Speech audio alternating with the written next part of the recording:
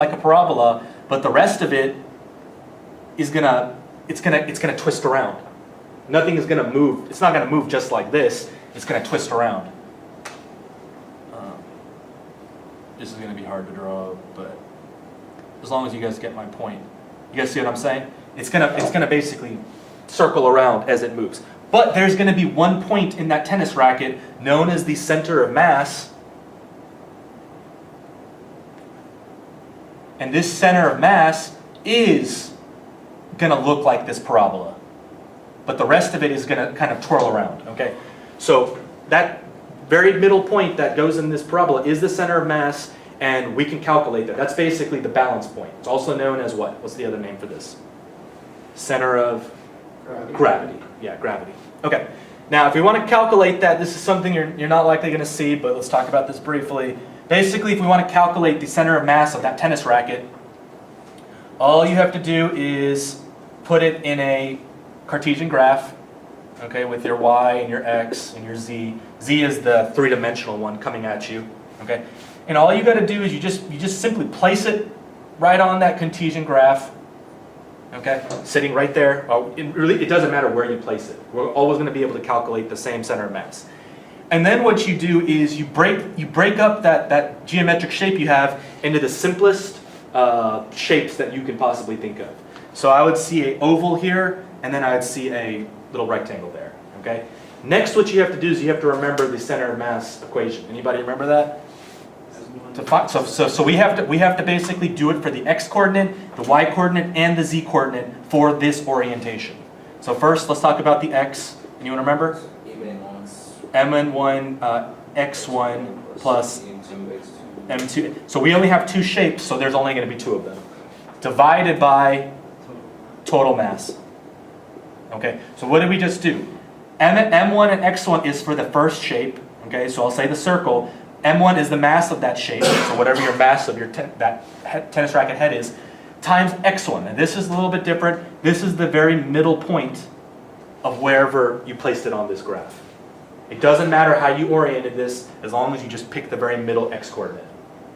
X is the middle point? Very middle point. So if we take we could take this point right here, add it to this point, and divide by 2, just the average of the ends, right? That's a way to find the middle point. So if this was 4, what is the middle point? 2. Good. Okay. So this would be 2. All right. So that's going to be x1. x1 will be the very middle point of that first shape. Now, m2, x2, that's the mass of the other shape, your tennis racket handle, times x2. What is x2? Middle of this second shape. So what's the middle right now? 5. 5. Good. That would be 5. We would plug in a 5 into x2. Okay. Then you divide, and if we had a third shape, if this was more complex, then we do the same thing, m3, x3.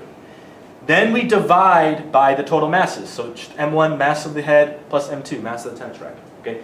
That gives us x, which is the coordinates of the center of mass of the whole tennis racket. Okay, so let me draw it with a different color. It would literally wherever this point is that we said that's going to move in that parabola, that's the x coordinate. Whatever we just calculated is the x coordinate of that center of mass. Okay.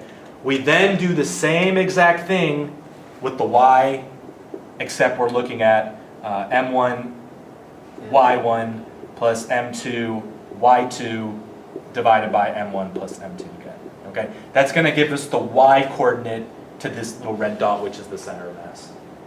Okay? And then we do the same thing with the z coordinate. And the y, that would be the very middle of the y. What very middle of the y? So if this was, let's just say 3 right here, the very top of the racket is 3.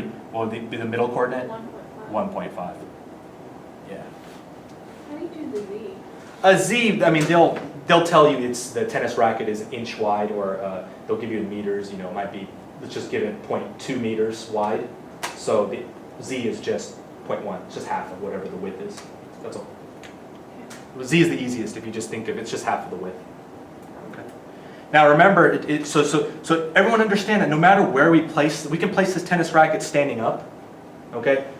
We're going to calculate different values for the x, y, but it's still gonna locate us right at that same point. Everyone understand? It's just gonna be a different x and y, but it'll still give us right at that little, wherever that red dot is. It's gonna, because the center of mass will never change for an object.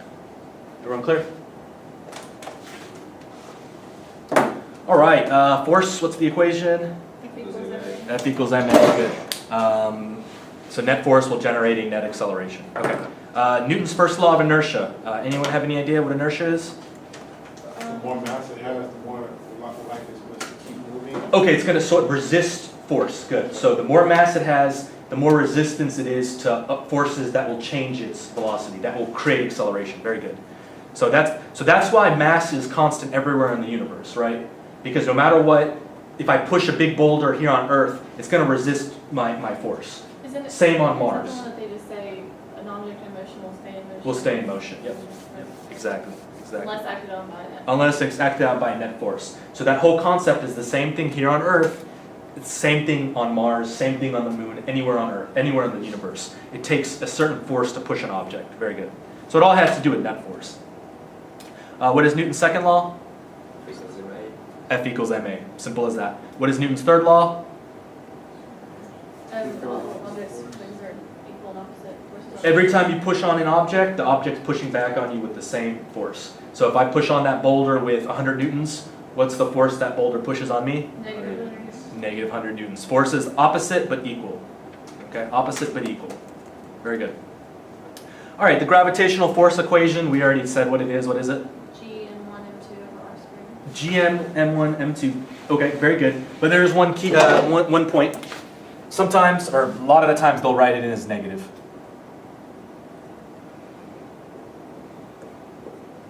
Okay, so same thing with what is the other one? Centripetal force. They'll write it as negative. What is the other one? Oh, mv squared over r. That's what you said. Okay, so the whole point of that, it's just because when you're dealing with this stuff, for r, if we're saying r is in this direction, okay, it's moving to the right. You know, comparing to the right, force is back towards the first object. So it's opposite. That's why sometimes you'll see it as negative. Okay. Same thing with centripetal force. If we're twirling a rock around a rope, force is always towards the center of that circle. Okay, but r, which is displacement, is actually out to the outermost portions of the circle. Does everyone understand that? So the displacement's on the outermost? So displacement is basically from the center of the circle to the very outermost. Okay. But we're saying that centripetal force is actually opposite that. That force